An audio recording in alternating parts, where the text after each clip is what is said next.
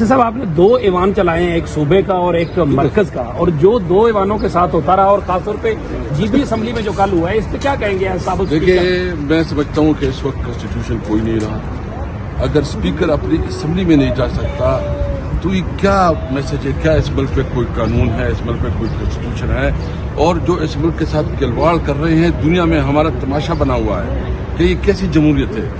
مطلب یہ جمہوریت تو یہاں ختم ہو چکی ہے. میں خاص کر پی ٹی ایم کی جو اپنے آپ کو جمہوری پارٹی کہتے ہیں، میں اس سے پوچھنا چاہتا ہوں کہ تم یہ کیا کر رہے ہو؟ کیا یہ بٹوں کی پالیٹکس ہے؟ کیا یہ قائد-اعظم کی پالیٹکس ہے؟ اگر اس قسم کی پالیٹکس آپ نے کرنی ہے تو اس سے تو بہتر ہے مارشل لا، بلکہ مارشل لا ہے.